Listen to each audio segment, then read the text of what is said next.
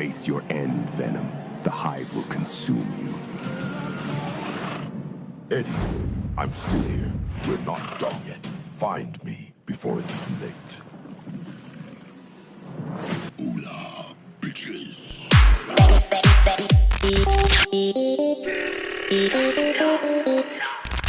حبيب قلبي عامل ايه؟ اخيرا يا ريس نزل الجزء الثالث وختام ثلاثيه فينوم بعنوان فينوم ذا لاست دانس، الفيلم اللي المفروض يجاوبنا عن اسئله كتير فشخ دارت في بالنا الفتره اللي فاتت، زي مثلا هل الفيلنز بتوع نو واي هوم رجعوا اليونيفرس بتاعهم ولا تاهوا في المالتيفيرس؟ طب حته السيمبيوت اللي ايدي سابها في الام سي يو ايه وضعها دلوقتي؟ وايه قصه نال اللي اتقدمت في الفيلم؟ ويا ترى ليها علاقه بالكوميكس؟ طب مين السيمبيوتس الكتير اللي ظهروا دول؟ وايه الاعمال المشتقه اللي هتتعمل من عالم فينوم؟ ده غير ريفيو الفيلم وتقييمه بقى، فكل ده هنديب دايف فيه النهارده عشان دي حلقه البريك داون. فدعنا عزيزي المشاهد الخطير ان نبدا هذه الحلقه، ولا تنسى اللايك المتين والسبسكرايب الجميل واعرني انتباهك. طبعا يا حب انا دخلت الفيلم اول يوم نزوله وكنت اكسايتد فشخ وفي انتظار الفيلم يبدا، وهوب يا ريس الفيلم بيبدا ويا لها من افتتاحيه، حيث المايتي نال يجلس على عرشه ويبدا بسرد قصته. واول ظهور لنال في الكوميكس كان في العدد 6 من ثور كينج اوف ثاندر، بس ما قالوش الايدنتيتي بتاعته وظهر بشكل اكبر في فينوم 4 العدد 3. وها هي تنطلق كائنات الزينوفيج محاوطه السوبر فيلن نال اللي بيقدم نفسه بيقول ان هو كينج اوف ذا فويد وسلايسر اوف ذا وورلدز، وبيقول ان لما النور غزا مملكته السيمبيوتس خانوه وحبسوه هنا في المكان ده. وهنا هو بيتكلم عن قصته اللي اتقدمت في الكوميكس كينج ان بلاك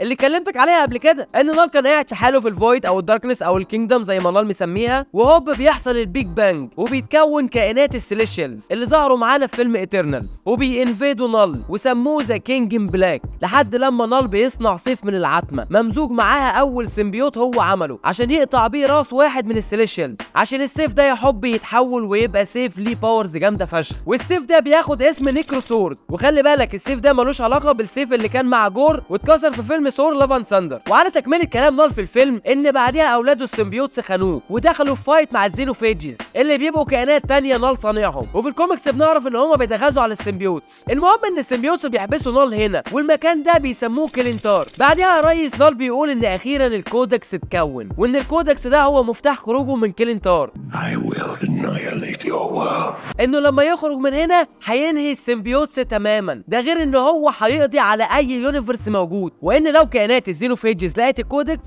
نال هيعفى عنهم وبيفتح لهم نال بورتالز عشان يدوروا في كل اليونيفرسز على الكودكس. طب ايه الكودكس ده يا عم حسوب؟ انت ركز معايا بقى وبص انا كنت قايل لك ايه.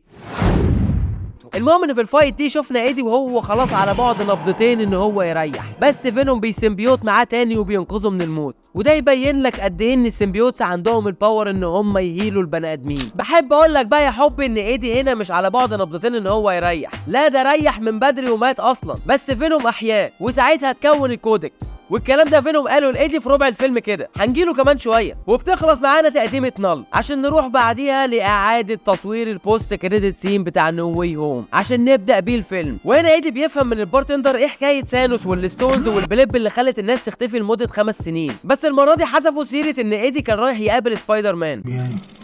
Maybe I should go to New York and speak to this Spider-Man. وبعديها كيلي مارسيل المخرجه غيرت في الاخراج وحبت تجود وتعلي على جون واتس، وغيرت طريقه رجوع الفيلنز للكون بتاعهم، لان زي ما احنا عارفين ان لما دكتور سترينج عمل السبيل بتاعته كل الفيلنز رجعت العالم بتاعها بالطريقه دي، ان يطلع منهم نور اصفر كده ويختفوا بما فيهم ايدي بروك. بس الفيلم هنا بنشوف ان في بورتال بتتفتح وبيترمى فيها ايدي، وبرده بيسيب وراه في الام سي يو حته سيمبيوت كده نونو، وبكده خلاص كونفيرمد يا ريس ان عالم الام سي يو موجود فيه حته السيمبيوت دي. المهم ان ايدي بيرجع للعالم بتاعه كون 688، واحب اقول لك ان هم مش بيقولوا ان ده كون 688 اصلا، ده انا اللي بقول لك. وبيقابل ايدي فاريانت من البارتندر بتاع عالم الام سي يو، وبيكون ايدي وفينوم ساعتها سكرانين طينه، وفينوم بيقرر ان هو يعمل لايدي واحد بلادي ميري عشان يروق على حاله. وكلنا عارفين من الجزء الثاني ان فينوم بيحب ان هو يطبخ ويحضر الفطار لايدي وكده، وبيجي خبر في التلفزيون بعديها ان ايدي بروك وونتد والحكومه بتدور عليه في جريمه قتل ديتكتيف موليجان اللي لقوه ميت في الكاتدرائيه، واصلا بتبقى شرك هي اللي قتلته. وفي اخر فيلم فينوم 2 بنشوفه هو عينيه ابيض كده وبيقول مونسترز. المهم ان ايدي وفينوم لما بيعرفوا الخبر ده بيبقوا عايزين يبرئوا نفسهم، وايدي بيقول لفينوم ان هو عايز يروح نيويورك عشان يبرأ اسمه من القاضي اللي فرحه هناك وما خلاهوش يكتب في اي صحيفه. وهنا يا حب دي قصه جديده ما نعرفهاش عن حاجه حصلت مع ايدي قبل الجزء الاول، ويا دوبك جاب سيرتها معاني في فينوم 1. وبيسيب ايدي البارتندر وبيمشي، وبرده بيسيب وراه حته سيمبيوتا كده نونو ومعاها جنيه كوين. وبيفضل ايدي يتمشى في نيو مكسيكو، وبيبان هنا وصول اول زينوفيج لعالم ايدي. وساعتها فينوم بيحس بخطر في حته معينه، وده يبين لك ان فينوم عنده سبايدر سينس كده زي سبايدر مان، زي ما حصل قبل كده في الجزء الاول لما رجاله دريك كانوا جايين ياخدوا ايدي. وقبل ما يخبطوا الباب فينوم بيقول له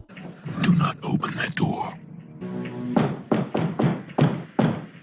المهم ان هما بيوصلوا المكان فيه كلاب محبوسه، واصحاب الكلاب دي بيخليهم يفايتوا بعض ورهانات وفلوس بقى وحركات، وده اللي مش بيحبه فينوم. وبيدخل عليهم ساعتها 4 افراد اللي ماسكين المكان، ويا لها من فايتايه رايقه بصراحه. شفنا فيها حركات جديده لايدي وفينوم، ان فينوم ساعات كده مش بيبقى في الفول شيب بتاعه، بس بيساعد ايدي ان هو اللي يفايت. فكانوا حبه غشامه كده حلوين. وبعديها ايدي وفينوم بيبقوا عايزين يروحوا نيويورك، فكان لازم يركبوا طياره، بس الزينوفيج بيهاجمهم عليها، وايدي بيبقى مش فاهم حاجه، وفينوم بيسيبه وبيدخل جوه، وايدي بيقع من على الطياره، وفينوم بيعمل نفسه باراشوت لايدي زي ما حصل قبل كده في الجزء الاول بعد اخر فايت. المهم ان ايدي وفينوم بيقعوا كده في الصحراء، وبيبدا فينوم يفهم ايدي ايه قصه الزينوفيج ده، وبيقول له ان اللي صانع السيمبيوتس هو اللي عامل كائنات الزينوفيجز دي، وبيقول له ده مين ده؟ فطبعا فينوم بيبقى خايف ويوطي صوته كده وبيقول له نال. وبيبدا فينوم يفهمه ايه قصه نال معاهم، ان هم يعني اللي حبسوه يعني في كلينتار وكده. وايدي بيقول له طب احنا ايه علاقتنا بالقصه دي؟ فبيقول له ان هو عايز منهم حاجه وهي كودكس. وبيبدا فينوم يفهم ايدي ايه الكودكس ده، وبيبدا فينوم يفهمه ان الكودكس ده بيكون لما هو يحييه مره. فايدي بيقول له كويس اني ما متش. ففينوم بيقول له اكسبت المره دي لان بعديها اللايف فورس بتاعت كل واحد فيهم بتندمج مع بعض عشان يكونوا وان سنجل فورس اسمها كودكس، اللي بتبقى مفتاح خروج نال من كلينتار. والكودكس ده بيظهر لما فينوم يبقى في الفول فورم بتاعه، واول لما بيظهر بشكل كامل هنا كائنات الزينوفيجز بتشوف الكودكس وبتهاجمهم. انما لما بيبقى فينوم بالشكل اللي انت شايفه ده قشطه الدنيا في اللذيذ.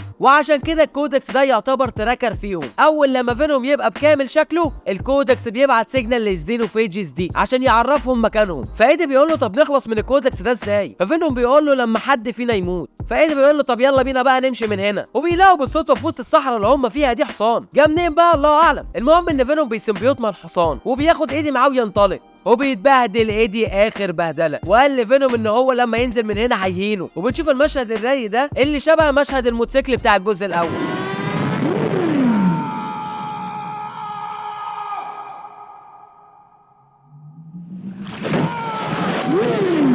ومن هنا يا حبيب قلبي بناخد كونسبت ان فينوم بيسيمبيوت مع الحيوانات طول الفيلم، عشان لو سيمبيوت مع ايدي الكودكس هيبان والزينوفيجز هتيجي بقى وليله. المهم يا حبي على الجانب التاني من الفيلم بنشوف ان ايدي كان متراقب من ساعه ما خرج من عند البارتندر، واللي مراقبه بيبقى ميستري جاي كده مش عارفين مين ده. المهم الراجل اللي مش معروف ده بيقول كلموا لي جنرال ستريكلاند، عشان نشوف بعديها جنرال ستريكلاند وهو رايح للبارتندر وبيمسك حته السيمبيوت اللي وقعت من ايدي، وبيقول له كلمني عن الراجل اللي كان هنا. فبيقول له ده كان راجل غريب قوي طلع منه حاجات كده بتلظ، فكهربوه واخدوه معاهم. وجنرال ستريكلاند ده في الكوميكس بيبقى جندي في الجيش الامريكي وبيبوند مع تيرانوسورس سيمبيوت. للاسف مفيش حاجه من الكلام ده في الفيلم بس قشطه. والميستري جاي اللي كلمه ده بيبقى دان خطيب اني اللي ظهر معانا في الجزء الاول والتاني، والكلام ده انا اللي بقوله لك، انما هما ما جابوش شكله في الفيلم، بس بنعرف ان هو من الكريدتس بتاعت الفيلم لانهم ضايفين اسمه وما قالوش عامل دور مين، فاكيد مش فاضل غير دور الراجل ده. بس ايه اللي وصل دان ان هو يبقى في المكان ده مش هنعرف حاجه ولا الفيلم هيقول لنا، بس احتمال كبير ان هو يبقى مستر نيجاتيف. واول ظهور لمستر نيجاتيف في الكوميكس كان في العدد 1 من اميزنج سبايدر مان 2007، والكرييتور بتاع مستر نيجاتيف في الكوميكس بيبقى فيل شيمنز ودان سلوت.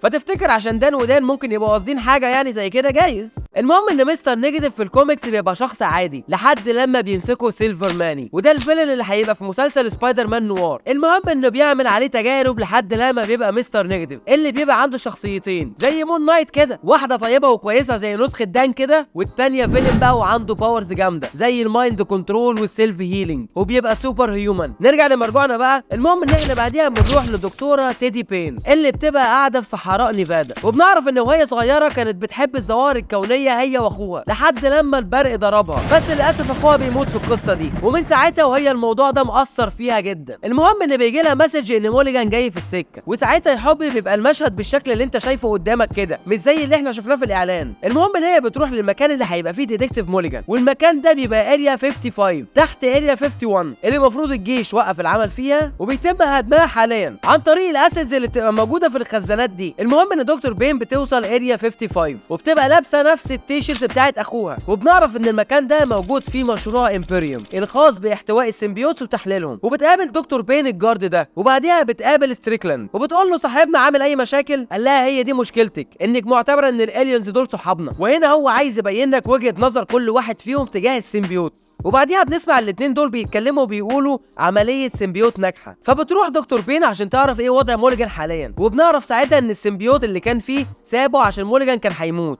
ودلوقتي هم انقذوا موليجان وخلوه يبوند مع السيمبيوت، والسيمبيوت تم بنجاح. وبعديها ستريكلاند بيقابل سيدي اللي بتبقى دكتوره في اريا 55 وبيديها حته السيمبيوت اللي اخدها من البارتندر عشان تروح سيدي وتحطها مع باقي العينات. وبعديها بيدور حوار ما بين ستريكلاند وسيدي، وبيقول لها ايه حكايه الدبوس اللي انت معلقاه ده؟ فبتقول له ان والدتها هي اللي اديته لها وان هي معتزه بالدبوس ده قوي. وبيروحوا كلهم عشان يقابلوا موليجان وبتعرفوا بين بنفسها، وهوب مره واحده بيقرب منهم وبنشوف جزء من السيمبيوت اللي جواه اللي يبقى لونه اخضر، وبيقول لهم مونستر وان احنا جايين هنا هربانين والمخلوقات بتاعته بتدور علينا في كل حته، واول لما هيلاقونا كل حاجه في الحياه هتنتهي. فبين بتقول له طب وانتوا هربانين ليه؟ فبيقول لها ان في خطر جامد قوي محوط اليونيفرس. فبتقول له طب ده ايه ده؟ فبيبدا يحصل له تشنجات كده، وبنعرف ساعتها ان هو بيبدا يشوف الفيوتشر، وبيعرف ان نال هيتفك اسره من سجن كلينتار وهيبدا ينهي في كل العوالم. وبيقول لهم ذا داركنس هاز تيث، والجمله دي ريفرنس من الكوميكس ساعه لما نال غز السيليشيالز بالسيف. المهم ان ستريكلاند بيبقى مش مقتنع بالكلام اللي مورجان والسيمبيوت ده بيقولوه، وبيقول لبين ان السيمبيوتس دول جايين يحتلونا، وبتقول له انت شفت افلام الين انفيجن كتير قوي شكلك. وبنشوف ساعتها ان الجيش مستحوذ على 7 سيمبيوتس اصلا يا معلم. وبنشوف ان في وقت معين الله اعلم امتى ان ستريكلاند مسك السيمبيوتس دول بعد ما كانوا نازلين في نيزك على كوكب الارض، ومن ساعتها وستريكلاند عنده اعتقاد ان هم جايين كوكب الارض عشان يحتلوها. وبعديها بتجيله معلومات عن وجود ايدي في منطقه معينه عشان فعلا يوصلوا لايدي وفينوم، وبيكون معاهم جهاز بيطلع نبضات صوت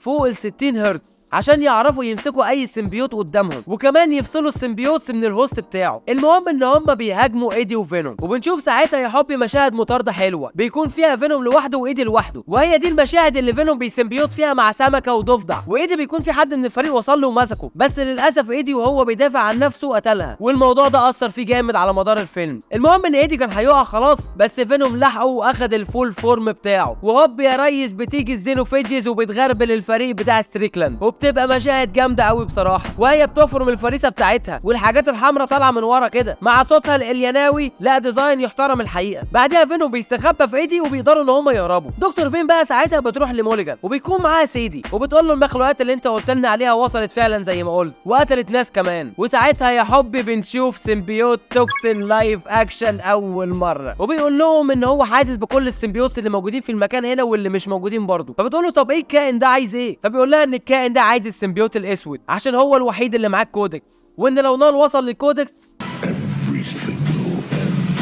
فبيسالوه طب ازاي نوقف الحوار ده؟ فبيقول لهم طول ما السيمبيوت والهوست عايشين فالكودكس موجود. ومن هنا ستريكلاند ما بقاش فارق معاه حاجه، والميشن الحاليه بتاعته هي انهاء فينوم وايدي من على وش الدنيا. وبيكون بقى ساعتها ايدي وفينوم وصلوا لمارتن وعيلته، ودول عيله كده طالعين رحله لاريا 51 قبل ما الجيش يهدها بقى وكده، عشان مارتن اوبسيسد فشخ بالالينز ونفسه يشوف واحد منهم. المهم ان هم بيعزموا على ايدي بالاكل، وبيقولوا ان هم ممكن ياخدوه معاهم وينزلوه في لاس فيجاس. ففعلا ايدي بيروح معاهم في الميني باص ده، وهنا بناخد مشاهد حلوه بين ايدي وفينوم بتكون كلها فيلينجز حلوه بين الاثنين، وبنعرف ان ايدي وفينوم بقالهم سنه مع بعض. المهم ان هما بيوصلوا فيجاس، وفينوم كان عايز يلعب قمار بس الراجل اللي بره ده مرضاش يدخلهم عشان مش لابسين بدله. والمشهد ده بيبقى زي المشهد اللي حصل في سبايدر مان 2 لما بيتر باركر كان عايز يحضر العرض بتاع ام جي، والراجل اللي بره مرضاش ان هو يدخله عشان متاخر. المهم ان فينوم بيديله بالدماغ وبيروح لواحد تاني عشان يضربه وياخد منه البدله بتاعته، وفعلا بيدخلوا الاوتيل ده وفينوم بيخلي ايدي يلعب قمار وبيخسره كمان. وبعديها بيقابلوا ميسيس تشين اللي كسبت فلوس كتير قوي من القمار، استغفر الله العظيم، وتبقى واخده سويت في الاوتيل هنا واول انكلوسيف كمان. وايدي بيقول لها ان هو وفينوم هربانين، فبتقول له يطلع السويت فوق عشان يستخبى، وبيطلعوا فوق فعلا. وميسيس تشين بتبقى عايزه ترقص، وفينوم ما بيقدرش يمسك نفسه وبيبقى عايز يرقص هو كمان، وبيفكوا من الكودكس بقى والكلام ده، وبيطلع الفول فورم بتاعه وبيرقص معاها. والمشاهد دي بتبقى صباح الضحك، وايدي بيستغرب هو ازاي فينوم مسنك كده مع ميسيس تشين وحافظ الرقص قوي. ففينوم مش بيرد عليه، بس حسوبه قال لك قبل كده ان فينوم لما بيسيمبيوت مع اي حد بيخزن كان عنده كل حاجه عن الهوست بتاعه. فبما ان فينوم عمل بوند مع ميسز شين قبل كده في الجزء الثاني، فهو خلاص كده بقى عارف عنها كل حاجه، حتى خطوات الرقص بتاعتها. المهم يا حب ان عشان فينوم بالفول فورم بتاعته، الزينوفيجز بتوصل لمكانه في الاوتيل وبتهاجمهم، بس فينوم بيستخبى جوه ايدي تاني والزينوفيجز بتمشي. بس بيوصل فريق ستريكلاند وبيفصلوا فينوم عن ايدي وبياخدوهم وبيمشوا وبيوصلوا بيه اريا 55. وفي نفس الوقت مارتن وعيلته بيوصلوا اريا 51 اللي بتبقى فوق اريا 55 زي ما قلت لك، وبيدخلوا جوه على امل ان هم يشوفوا اي الين. احب اقول لك كمان ان في واحد من الزينوفيجز فضل ماشي ورا الطياره ودخل ورا الطياره اريا 55. بنروح لدكتور بين وبنشوفها بتقول لسيدي ان هي تحط فينوم مع باقي السيمبيوتس، وبيصحى ايدي يلاقي نفسه محبوس وفينوم مش معاه، وبيقابل موليجان وبيستغرب ان هو لسه عايش، وموليجان بيتحول لتوكسين وبيقول له احمي الكودكس، وان في المكان هنا في جيش من السيمبيوتس مستنيين انك تحررهم، واوعى نال يوصل للكودكس. وبتدخل دكتور بين عليهم وايدي بيقول لها هو فين فينوم، على دخلة ستريكلاند عليهم اللي بيبقى متضايق من ايدي عشان قتل واحده من التيم بتاعه، وفي نفس الوقت عايز يقتله عشان الكودكس، وهوب بيضربه بالرصاص عشان مره واحده فينوم يكون عامل بوند مع سيدي ويطلع منها ويبوند مع ايدي عشان ينقذه. مشهد رايق قوي. بس الكودكس للاسف بيبان للزينوفيج اللي بتيجي وبتهاجمهم، وتوكسين بيطلع من الروم بتاعته اللي هو فيها وبيفايت مع الزينوفيج اللي فرمته في ثانيه الا ربع، وفينوم بيقول لهم حرروا السيمبيوتس عشان سيدي تروح وتحررهم فعلا. وساعتها يا حب بنشوف كميه سيمبيوتس بتبوند مع اي حد موجود، زي مثلا الجارد ده السيمبيوتس اللي عليه بيبقى فيج، والدكتوره دي بتبوند مع سكورن. في ناس بيقولوا لك انه انتي فينوم بس انا ما اعتقدش كده. وبنشوف كمان السيمبيوت لاشر اللي بيبوند مع سيدي، وبعديها بنشوف السيمبيوت راسكل اللي بيبقى بيطلع نار كده والديزاين بتاعه حلو، وفي 2 سيمبيوت بيعملوا بوند سوا، وتهيألي كده ان ده السيمبيوت هايبرد. المهم ان فينوم بياخد الفول فورم بتاعه عشان يخلي زينوفيج يجي وراه ويبعد عن المكان هنا، وفعلا بيخرج بره اريا 55 وبيطلعوا لاريا 51 وبيشوفهم مارتن وعيلته، وباقي الناس بيخرجوا من جوه بسلام. ودكتور بين بتلاقي البتاعه دي اللي كان فيها السامبلز بتوع السيمبيوتس واقعه ومتكسره، بس لسه فيها واحده سيمبيوت، فبتاخدها وبتطلع بره تجري. وبره ده يا حبي بتبقى مدعكه ساعتها، لان كل السيمبيوتس بيحاولوا يوقفوا الزينوفيج ده لحد لما بيفنش في كل السيمبيوتس دول، وايدي بيكون بيجري بس بيشوف مارتن وعيلته وبيطلع لهم فوق بطريقه سبايدر مانيه جامده، لحد لما الطار اللي بيبقوا عليه ده بيقع بيهم، وهوب ايدي بينقذ الطفل ده في مشهد سبايدر ماناوي كده رايق زي كل افلام سبايدر مان. وبوجه الخصوص اندرو جارفيلد واميزنج سبايدر مان 1 لما كان بينقذ الطفل ده. المهم اللي باقي السيمبيوتس اللي لسه صاحيين بينقذوا مارتن وبقيه عيلته، وساعتها الزينوفيج بيدخل فايت مع فيج اللي بيجي ستريكلاند ساعتها وبيهربدهم بالبازوكا وبيريح فيج. ولاشر بيقول لستريكلاند ليه ده كان بيحميكوا. We are not the bad guys. والمشهد ده بيفكرني بجوين ستيسي لما في اخر فيلم سبايدر مان اكروس ذا سبايدر فيرس قالت لماجيل اوهيرا واللي معاه We are supposed to be the good guys.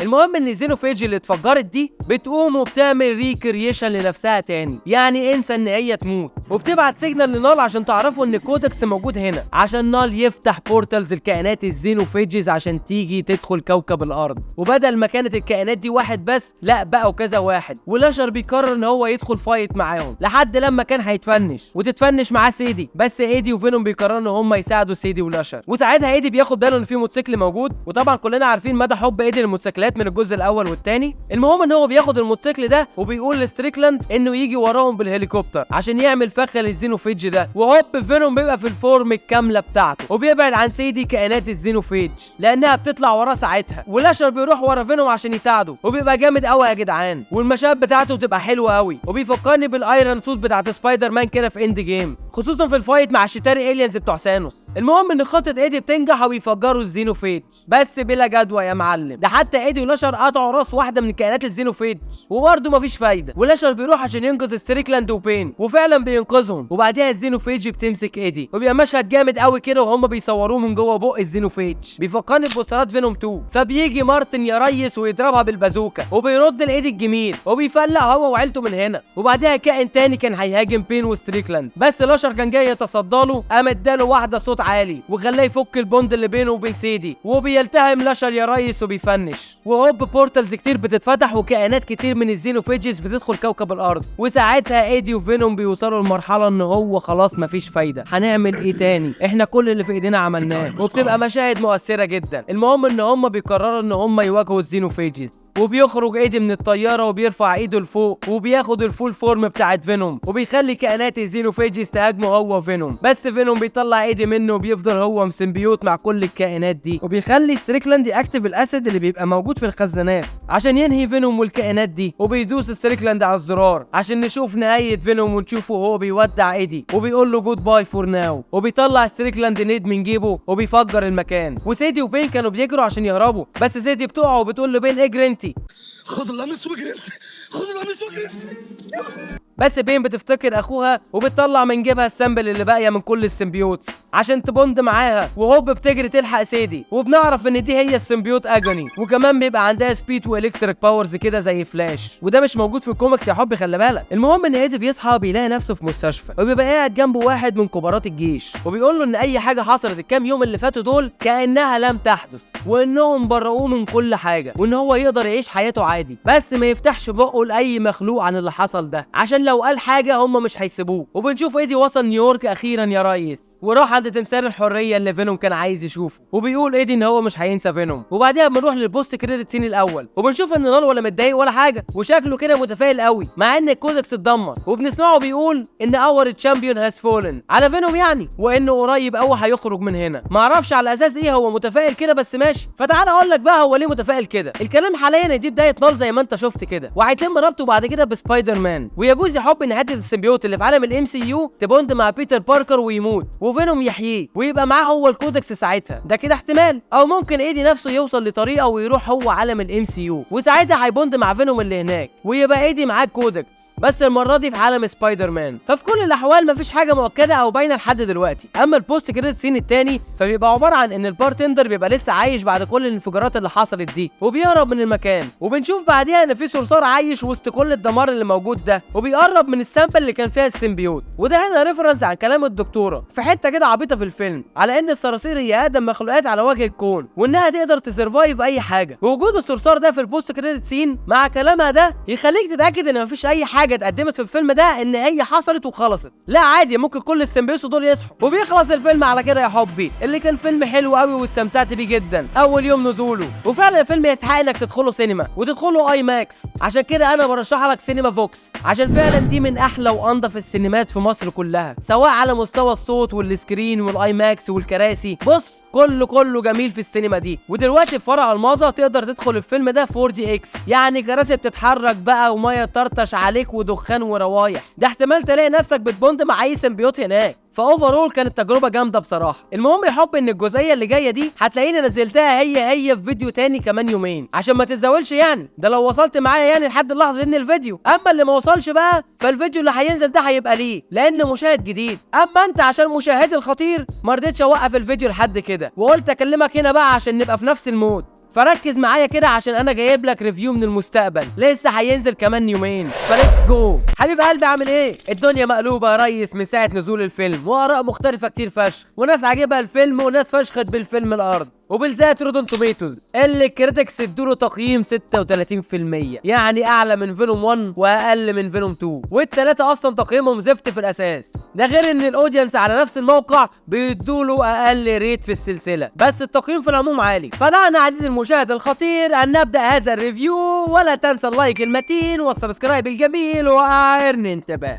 بص يا حبي زي ما قلت لك قبل كده اني اكسايتد للفيلم ده جدا، وفعلا خرجت منه وانا مبسوط مش متضايق، لان كنت رايح الفيلم ده وعارف مستوى سوني في الافلام ايه خلاص، فمش بحط امال عاليه قوي. ده غير ان اي حاجه كان نفسي اني اشوفها بحاول على قد ما اقدر ان انساها عشان لو ما جاتش يبقى قشطه. فخليني كده اقول لك ايه اللي عجبني وبعدها نتكلم في اللي سوني هببته ده، وعشان نجاوب على اسئله خطرت على بالك من ساعه ما شفت الفيلم. فسمي الله في قلبك كده وركز معايا. بدايه الفيلم يا باشا هي تقديمه نال.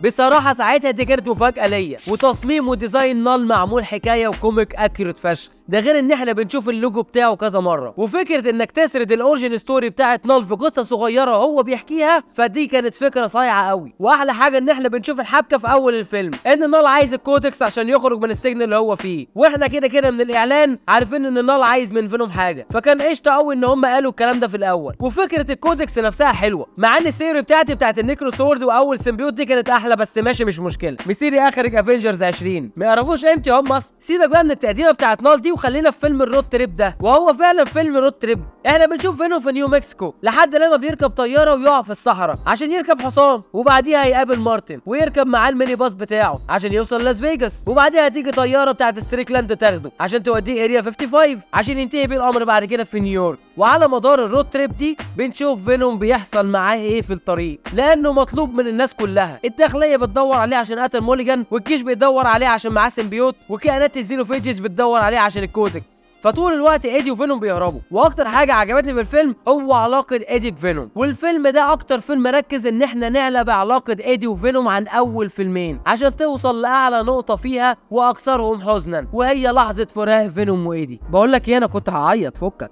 انا نهايه الفيلم فعلا اثرت فيا وكان كلها مشاعر حلوه كده، وخصوصا لما ايدي كان ماشي في نيويورك وعمال يفتكر المواقف اللي حصلت ما بينهم، ويا محلى اغنيه مارون 5 لما بتشتغل. فينالي كان كله فيلينجز بصراحه وانا حبيته. ده غير كمان لو لاحظت ان فينوم المره دي يا باشا عاملين له رياكشنات. انا ما انساش لحظه فينوم لما كان بيطلع من ايدي كده خايف ان الزينوفيجز تشوفه. ما هذا الضحك. وكمان لما كان بيوشوشه وبيقول له على اسم نال وبيقول له وايدي بيقول له ايه، ضحك يا جدعان. وتصميم السيمبيوتس والوانهم كان حلو، ولسه هيبان تفاصيل اكتر لما الفيلم ينزل ديجيتال. فالفيلم ده انا كنت مستنيه بفارغ الصبر، والحمد لله اني خرجت منه مبسوط، وعشان كده ياخد معايا 7 من 10. ايه ده؟ على كل الكلام ده كله وعلى كل الفيديوهات اللي انت عاملها دي وفي الاخر تديله 7 يا عم انت؟ ايوه ده كمان عشان الفيلم انا حبيته وخرجت منه مبسوط، وتعاطفا مني اخد كده. انا بصراحه بعد ما خرجت من السينما وكنت مبسوط كنت هديله 9 من 10 لحد لما خطر على بالي كميه حاجات تخلي الفيلم ده يقل في الريت بتاعه. بس مش معنى كده خالص ان الفيلم مش حلو ومش ممتع، فكك. انا بقالي ساعتين عمال اتكلم عن جمال الفيلم وحلاوته، انما بس انا بفهمك ليه الريت بتاعي نزل، وهحاول ان اكون هادي عشان ما افقدش اعصابي على سوني وكيلي مارسيل المخرجه، وكمان توم هاردي عشان توم هاردي هو اللي كاتب الفيلم بمشاركه المخرجه كيلي مارسيل. فبدء زي بدء كده احنا ليه نلعب في الاساسيات يا جماعه؟ يعني ليه كيلي مارسيل مثلا تغير الكونسبت اللي تقدم بيه الفيلنز وهما بيختفوا كده من عالم الام سي يو؟ ليه يعني؟ على اساس انا مش فاهم. ده كده انا بعتبره خلل عند المخرج وعدم التزام باللي قبلك عملوه، املا منك انك تعمل حاجه احسن يعني. بس للاسف كل ده يعمل تشتت لينا كمشاهدين. غير كمان ليه اصلا نشيل جمله سبايدر مان من الحوار؟ على اساس ايه؟ انتوا شركه سوني يا ابني، انتوا اللي معاكم حقوق سبايدر مان كلها. لا اله الا الله، حوار غريب فشخ والله. غير كده الفيلم فيه لوز اينز كتير، يعني بنى على الفاضي او قصه بدأناها وما شفنا لهاش نهايه، او اي حاجه ليها علاقه بيها. زي مثلا لما عرفنا ان السيمبيوت اللي كان جوه موليجان في اخر فيلم فينوم 2 سابه ومشى عشان موليجان كان بيموت. طب السيمبيوت ده راح فين دلوقتي؟ وايه موقعه من الاعراب؟ طب هل مثلا لما الجماعه بتوع اريا 55 لقوا موليجان لقوا جنبه السيمبيوت ده واخدوه معاهم اريا 55 وده هو السيمبيوت توكسن اللي خلوه سيمبيوت معاه من جديد، ولا توكسن اصلا كان معاهم من الاول؟ ادي اسئله مالهاش اجوبه. عندك برضو مين الراجل ده؟ وايه علاقته بالستريكلاند؟ وليه هو اللي كان مشرف على اريا 55؟ فانت فعلا دان خطيب اني اللي ظهر معانا في الجزء الاول والثاني؟ لان في الكريدتس بتاع الفيلم شفنا اسمه بس مش بيبقوا كاتبين عامل كاركتر مين. هل هيبقى مستر نيجاتيف زي ما قلت لك كده؟ برضو مفيش اي كلوز عنه. تعالى بقى للسيمبيوتس. طب انا راضي ذمتك بما انك هتقدم كذا سيمبيوت، طب اديهم وقتهم على الشاشه. طب كنا محتاجين تركز اكتر عليهم. طب قول لي اساميهم، طيب خليهم ينادوا على بعض باساميهم حتى. انما لا، هم بانيين للسيمبيوتس الكتير دي عشان كل ما نشوف واحد ويبدا يفايد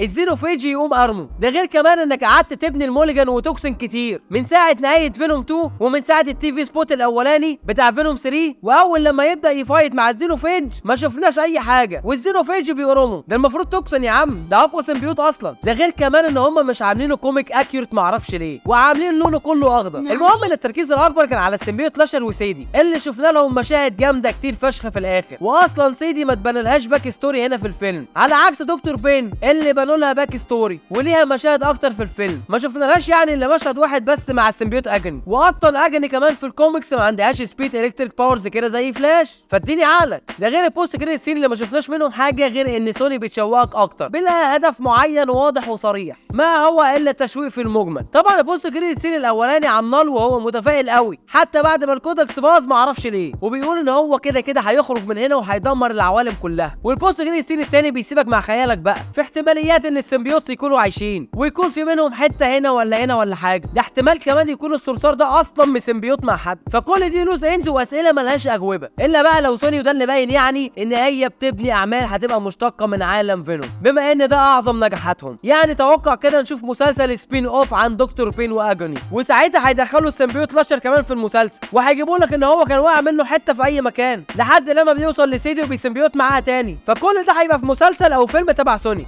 اوفرول يا حبي، كيلي مارسيل كان عندها تصريح بتقول ان هي عارفه قد ايه ان الفانز بيحبوا فينوم، وان هي بتقدر الفانز جدا، ووعدتنا بفيلم يحترم الفانز ويكون فيلم ليهم. وانا من مكان هنا احب اقول لك ايوه، هي فعلا عملت كده، بس عملت فيلم في مستوى الفن العادي. اللي شاف فيلم فينوم 1 و 2 عجبوه، انما مش سبايدر مان فان وعارف قيمه فينوم ومتعمق في جوانب شخصيته. ده انت حتى ما احترمتش الكونسبت اللي رابط الفيلم بسبايدر مان. فكل ده بصراحه الوم عليه سوني، ومش هرمي اللوم كله على كيلي مارسيل عشان حرام الست برضه عامله اعلى فيلم في السلسله. انما العيب على سوني اللي جابت 3 مخرجين عشان يعملوا ثلاثيه لفينوم، وكل واحد فيهم ليه وجهه نظر وطريقه في تقديم الكاركترز عشان يخلونا نشوف 3 نسخ مختلفه من فينوم في 3 افلام. سيبك من كل ده بقى يا صاحبي، وخليني في امالي وطموحاتي اللي ما شفتهاش في الفيلم. ولا لوجو اترسم، ولا سبايدر مان ظهر، ولا ربطنا العالم ده باي عالم من عوالم سبايدر مان. مفيش اي حاجه، وما تنتظرش ظهور سبايدر مان في اي عمل جاي قريب، لان خلاص بانت كده ان سبايدر مان ده مش بتاع كاميوهات ولا بتاع بوست كريدت سين، والموضوع اكبر من كده بكتير. لانهم لو كانوا عايزين يظهروه ما كانش فيه احسن من دي فرصه ولا احسن من ده فيلم عشان يتقدم فيه سبايدر مان ككاميو او حتى كربط عوالم. ففيلم كريفن هينزل شهر 12، فكك بقى وطلع سبايدر مان ده من حساباتك تماما، وانسى ان احنا نشوفه الفيلم. وادينا اهو في انتظار الاعلان التاني لفيلم كريفن ذا هانتر. وفي النهايه احب اقول لك اني مبسوط جدا بالفيلم يا حبي، واخيرا شفنا فرشه حلوه معموله لنال، اكيد هيكون ليها توابع قدام شويه. وكمان اداء توم هاردي اللي بالنسبه لي هو سبب النجاح الاول للثلاثيه دي، ده غير الماركت الكبير اللي عاملاه سوني للجزء الاخراني. ده الماركتنج وصل لبابجي يا ريس. المهم ان اللي بسطني اكتر هو كلامي معاك من ساعه نزول اول اعلان للفيلم ده في شهر 7، واتمنى ان اكون عملت لك تغطيه كامله لكل حاجه عن الفيلم على مدار ال4 شهور اللي فاتوا، واتمنى انك تكون استمتعت معايا بالاخبار والنظريات وكل الهايب العالي اللي حصل معانا ده من ساعه ما اعلنوا عن الفيلم. واحب اشكر كل المتابعين اللي كانوا معايا في الرحله دي من اولها، وبالاخص عبد الغني ومهاني وعدنان ومصطفى انيميشن وبودي. واحب اشكر كل الداعمين سواء بشير او بلايك او بكومنت، حقيقي بتفتحوا نفس الواحد ان هو يعمل حاجه محترمه تليق بيكم. فما تنساش تشير الفيديو ده وكيب اب معايا كده، عشان ده مش اخر فيديو اعمله عن فينوم، لا لسه في فيديوهات جايه كتير، عشان ذا واي اي سي ات وي كان دو وات ايفر وي وونت. وبس كده عزيزي المستمع، اتمنى اكون فدتك وسليتك شويه. ما تنساش قبل ما تمشي بتقول رايك في الحلقه في الكومنتس، وتعمل فولو على حسب انت سامعني منين. ولو انت على اليوتيوب ما تنساش تعمل سبسكرايب وتتفرج على التنبيهات عشان يجيلك كل جديد. بركه المتين فعلا بيساعد. كان معاكم نور حسوبه من حسوبه دوك. سلام.